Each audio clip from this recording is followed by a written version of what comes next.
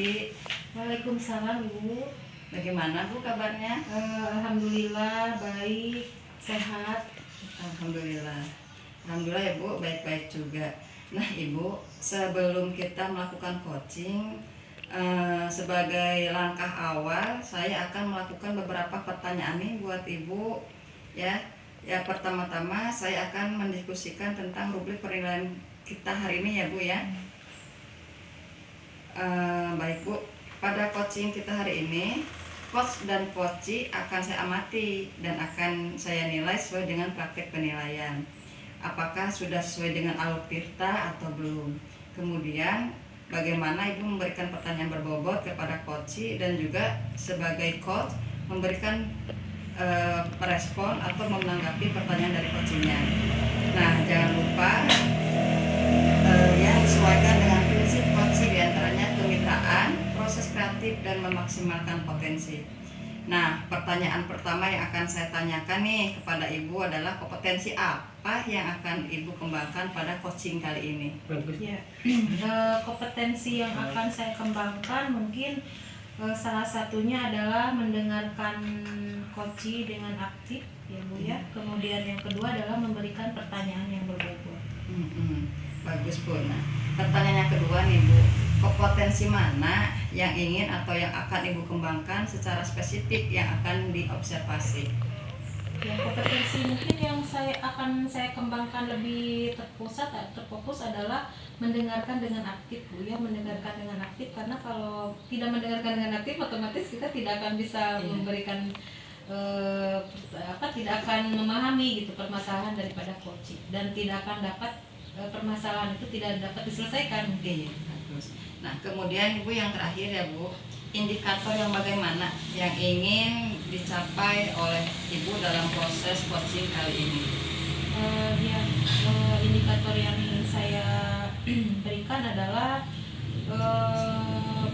saya ingin menemukan solusi dari permasalahan dan menemukan langkah-langkah dalam mengatasi permasalahan tersebut.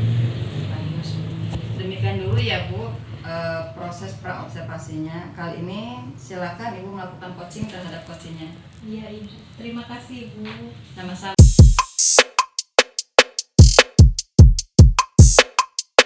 Assalamualaikum Pak Arifin. Waalaikumsalam. Selamat sore. Selamat sore juga.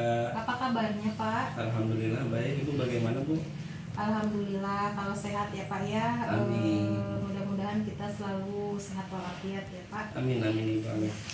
Nah di sini saya perhatikan ya Pak Arifin itu tidak seperti semangat yang kemarin itu Pak. Kalau boleh saya tahu nih, ada apa gitu? Adakah permasalahan mungkin gitu? Iya Ibu. Ada permasalahan di sekolah saya karena di peralihan tahun ini banyak sekali yang tidak bisa membaca Ibu. Jadi belum bisa membaca ya Pak ya. Kalau boleh tahu itu di kelas berapa Pak yang tidak bisa membaca itu? Sudah di kelas atas, kelas 4. Nah, apa yang bisa saya bantu mungkin? Saya ingin solusi dari Ibu mengatasi permasalahan saya, yaitu anak yang tidak bisa membaca di kelas atas. Padahal saya sudah melakukan kegiatan-kegiatan yang mana pada pagi hari saya melakukan kegiatan literasi sebelum KBM dimulai. Tapi ternyata masih ada saja anak yang tidak bisa membaca. Harusnya kelas 1, 2, dan 3 itu harus sudah bisa membaca. Ini sudah di kelas atas tidak bisa membaca. Iya, padahal yang namanya membaca itu dasar ya Pak ya. Betul sekali.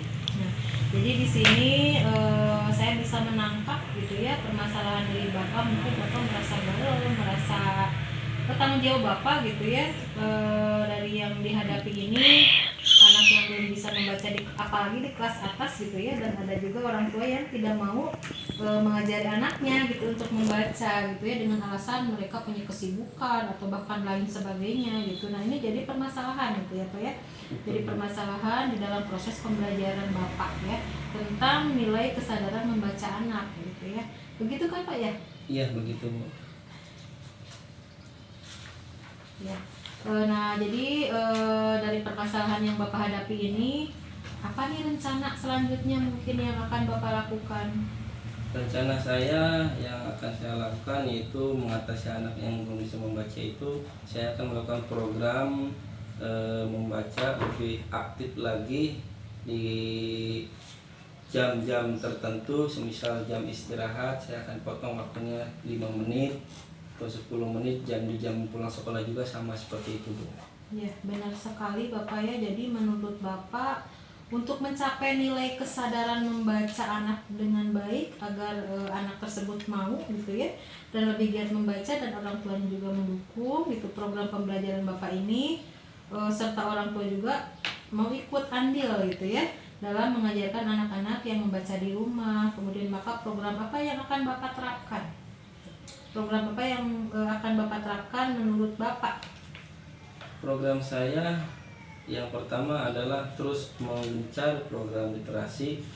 Yang kedua, memberikan fasilitas anak buku bacaan di setiap kelas, terutama di kelas-kelas bawah, buku bacaan abjad seperti itu. Iya. Berarti Bapak ini pengen tuntas gitu ya Pak ya, pengen tuntas dan semua anak bisa lancar membaca gitu ya, begitu kan Pak ya? Iya, seperti itu, Bu. Ya. Nah terus bagaimana lagi dengan orang tua yang masih tidak peduli gitu ya dengan anaknya yang belum bisa membaca, lalu bagaimana Bapak menanggapinya?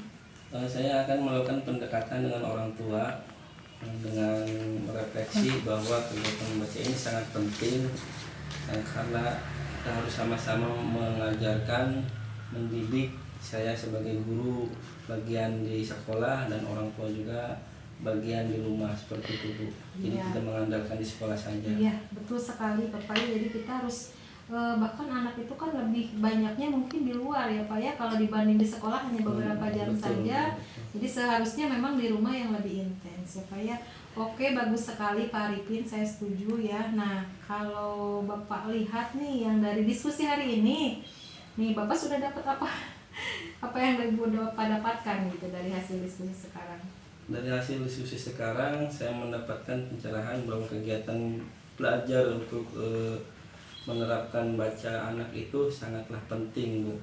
Karena mengajarkan saja tanpa melihat karakter anak itu bagaimana di kelasnya, tidak memperdulikan, tidak tahu potensi anak itu bisa baca atau tidak, itu sangat salah menurut saya. Terus sekali ya. Nah kemudian saya masih ada pertanyaan nih, apa dukungan gitu ya yang Bapak butuhkan gitu ya untuk berjalannya kegiatan yang akan Bapak laksanakan? Yang pertama, yang sudah jelas dukungan yang saya butuhkan yaitu adalah dukungan support dari kepala sekolah, dari rekan-rekan guru, serta wali murid juga. Itu dukungan yang saya butuhkan sekarang. Bagus sekali Pak ya. Jadi selain daripada dukungan juga mungkin istilahnya kita bisa berkolaborasi ya Pak ya dalam menjalankan ini gitu ya, karena berkolaborasi itu semua yang berat gitu ya bisa menjadi ringan gitu ya, karena kita bisa dipikul sama-sama ya Pak ya. Mudah-mudahan bisa diterapkan ya Pak. Pengen lagi rasanya mendengar ceritanya gitu ya, tetapi di sini kapan nih kira-kira Bapak akan mulai melaksanakan kegiatan tersebut? Insya Allah minggu depan, Bu. Minggu depan ya Pak ya. Oke Pak, saya tunggu hasilnya ya. Bapak menjelaskan pembelajaran itu tidak hanya menjelaskan dan menyampaikan saja gitu ya, tanpa ada pendekatan gitu kepada anak didik. Tidak cukup, seharusnya kita juga memperhatikan anak didik kita, terutama anak didik yang belum bisa membaca gitu ya, apalagi sudah kelas atas gitu ya. Mungkin ini refleksi buat kita, buat Bapak, buat saya juga sebagai yang mendengarkan, itu luar biasa Pak ya. Terima kasih banyak atas refleksinya dan sudah mengajak saya untuk berefleksi, berdiskusi untuk hari ini. Ya, sama-sama. Saya juga terima kasih, Bu, atas waktunya yang sudah meluangkan menemani saya ngobrol berbagai masalah dan curhat dan lain sebagainya. Ya, Terima kasih, sama-sama Pak.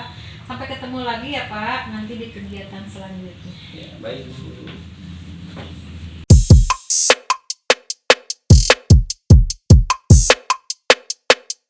Tadi Ibu sudah melakukan coaching ya dengan Pak Arifin.